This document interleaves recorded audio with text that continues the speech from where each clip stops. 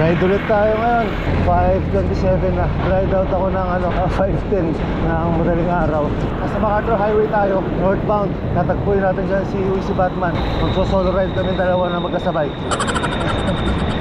Ang ruta natin, paano ba isina? Ba, wala si Sir Ronnie ah. Napakabanda sa unahan. Ayun, nandun nga. Ay hindi, wala. Wala ko si Sir Ronnie itong traffic enforcer. Silhouette lang kasi nakita ko kanina, malayo. Nako, paalis pa lang si Sir Ronnie. Mga ilang kilometro din yun sa palabas ng MacArthur Highway. Sayang yung matutuyo yung pawis. Masabi ko, doon na kami magkita sa San Rafael, sa dulo ng bypass. At least doon, tama lang na magpahinga na muna ron. Kasi medyo malayo-layo na. Pag dito pa lang, sayang yung warm up galing dito sa Marilao. Kanan tayo dito, papunta ang Plaridel bypass.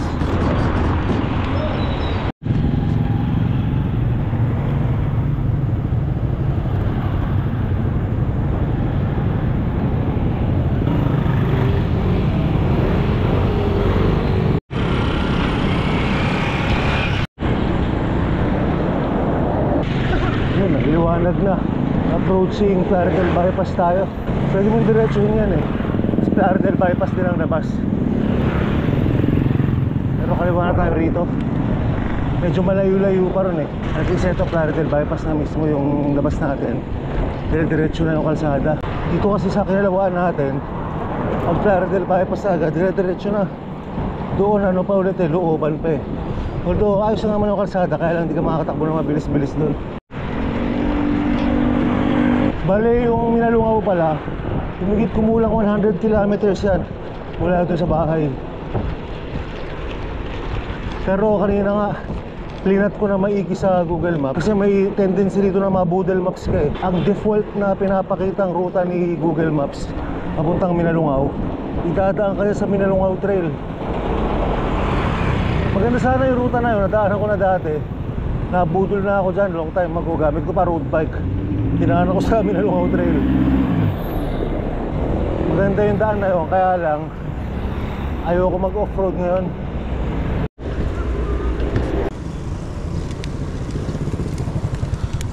Tsaka itong ride pala natin na to, one way lang. Kabalik gagamit tayo pinagbabawal na technique. Kaya hindi ako pwede ng lumampas sa tanghalian ngayong araw. Maganda rito sa Plaridel bypass. Maganda tanawin, ang daming mga open fields. Tapos mamaya may magandang tulad din dyan sa unahan. Sarap dito lalo pag natsempuhan mong walang masyadong sasakyan. Nasa 20 plus kilometers din ang stretch na itong Plaridel bypass. So isang balikan ka rito, solve ka na.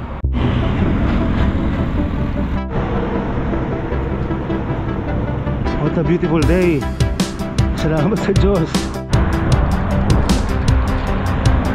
Ang daming buli dito.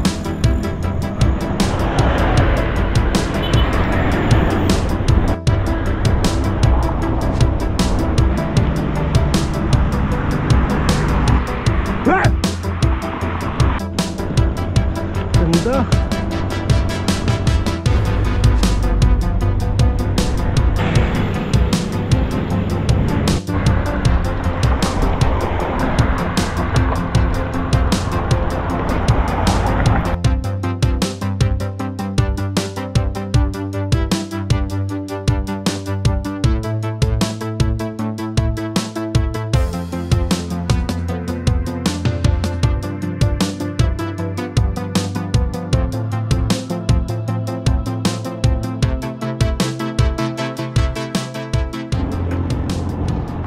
Ayun, dito tayo nagtagpo ni Sir Ronnie pagpalipad ko ng drone. Maapot, ang bilis talaga. Ganda dito, nakita nyo ba yung shot namin kanina? Ganda oh. What a beautiful.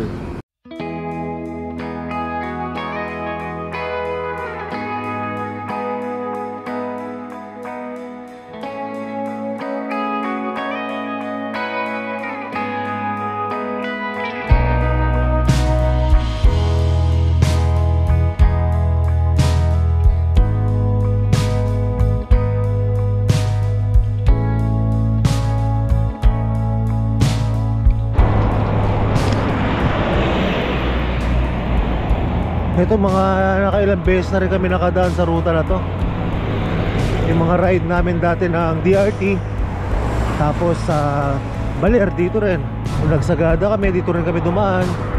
Tapos nung nag-Lordison Loop ako dito rin ang ruta.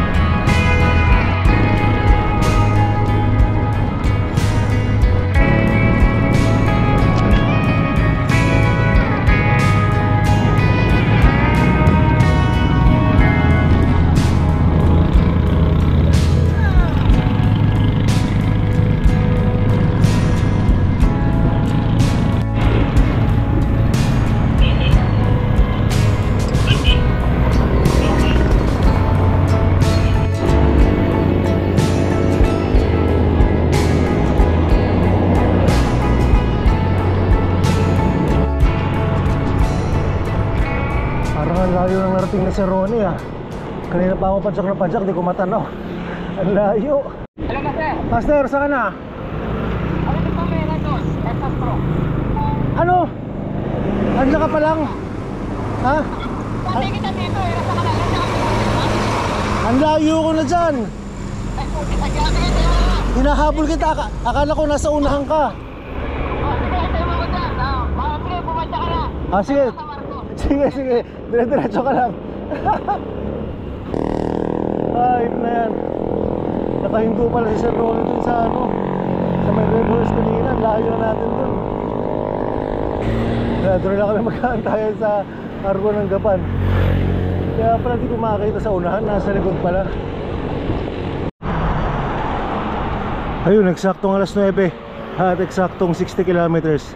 Andito na tayo sa Argo ng Nueva Ecija. Dito natin aantayin si Ronnie. Natatawa tuloy ako. Habol pa ako ng habol. Yung pala, yung pala nasa likod. Tagal ni Sir Ronnie ah. Bili muna tayo dito kay ate ng ano. At 100? Ano yung mga yan ba? Pwede po assorted. Ano to? Yung Ano po yan? Makapuno po yan. makapuno. Sige, bigyan mo ako 3 assorted.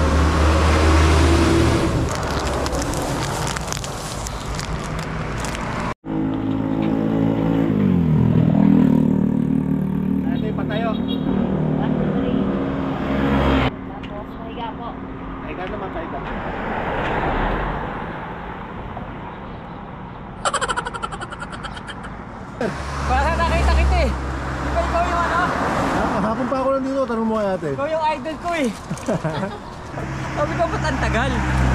Ako naman, habol ako ng habol sa'yo. Mali pala. Nagmamadali pa ako, master. Ito, tayo ko dito. Di ba ka nakita sa gilid no, ano? Hindi, hinahabol nga kita eh. Sabi ko, targa 10 minutes na hindi tatagal na gano'n yun. Dahil tumawag na ako. Master, si ate di man lang natawa sa joke ko eh. Sabi ko, picturean mo ako patayo tsaka pahiga dun sa arko. Eh, pinicture niya ako patayo. Ito. Tapos pahiga naman, sabi ko. Ganto. Hindi man lang natawa. Kasi humiga ako eh. Ano kasi, marami na request na picture dyan. Pahiga din. Kaya pala eh. Kaya pala eh. Kala ko pa naman, ganda ng joke ko. Hindi na bago. Tayo sa kaibigan ko, ma. Kaya kaibigan pa. Ayan. Meron akong kaibigan. Nakatagas siya sa Makati. Tingnan natin kung Trabaho papa- siya sa sa isang malaking building. Ang kusina nila, nasa 13th floor. So every time na pumapasok siya, nag-elevator siya. Tapos, hanggang 10th floor lang siya, bumababa. Mula 10th floor hanggang 13th floor, nag-stairway siya. Alam mo kung bakit? Kasi unano siya eh. Hanggang 10th floor na kanya pindutin. Tatawa na ako, master!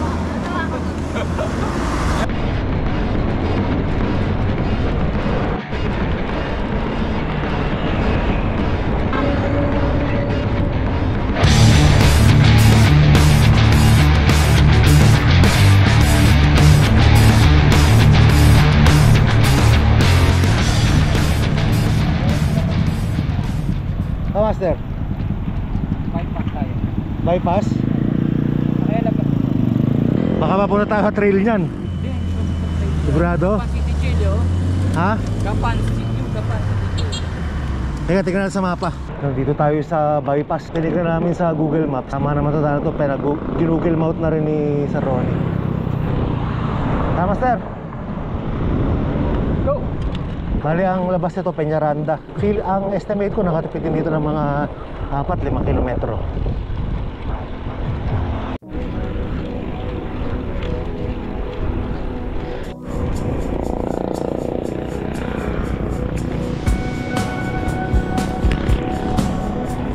Wow! Ganda. Ginto namin.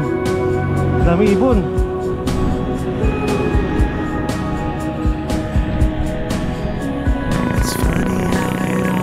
Master! Broken dreams seldom get realized. For me, you were a part of life that escaped and left me outside. Oh, yes! Woo! Ganda! Who could see the wheel of time? How that you were Oh, ganda still a rito, friend of mine. Sana kumaga tayo The nandito. story wasn't over yet, and no one can tell what's coming next. Oh, nice. The journey is not ours to control. The journey is not ours to control. I'm glad that it is so. I'm lucky it is so.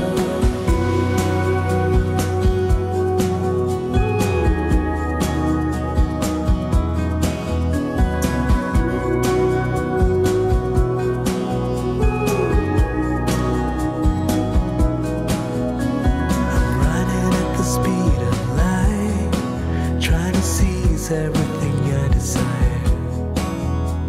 But as strange as it may sound, when I'm still, things seem to come around. The journey is not ours to control. The journey is not ours to control. Tay, silong kayo, mainit dyan. Yung back to main road na tayo. Ganda nung ano. Ganda ng bypass road. 77 kilometers hanggang dito. Mineral po, dalawa.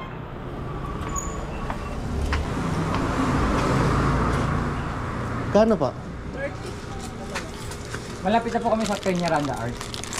Ayan, siya. Oh, lampas. Ano po kami? Hindi, papunta doon sa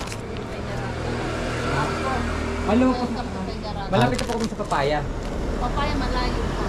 Ay, malayo. Dadaan ka po kayo. Gamit na tayo pinagbabawal na technique, Master. Kapos tayo sa oras.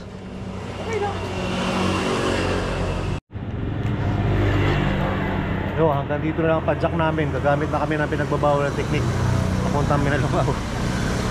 Border na ako ng pick up sa Shopee. On the way na delivery. On the way na yung parcel. Kaya kulang sa oras na-underestimate ko tong Minalungaw. Dapat pala isang maghapong ride to. Master.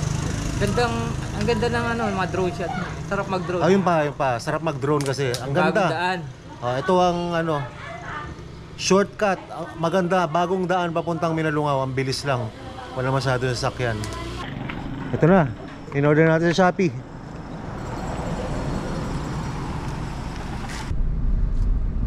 Gagamitan na dapat natin ang pinagbabawal na technique papuntang Minalungaw. Kaya lang base sa aking kalkulasyon, hindi pa rin nuubra. So abort mission na naman tayo. Balik na tayo ng rest baka na lang namin to. Pero sa ngayon, ito, U-turn tayo. Wala, hindi okay. Kung pupunta kasi magpapalipad pa ng drone, tapos kakain, kapos na talaga sa oras. Kailangan by 2 PM nasa bahay na ulit ako. Yan, so dyan na natin natapusin mga kapotpot. Kakalimutan mo na kasabihan ng mga stila. Mag-comment, mag-like at mag-subscribe. Ay, suswertihin! Hindi mag-skip ng ads. Mas lalong suswertihin! Woohoo!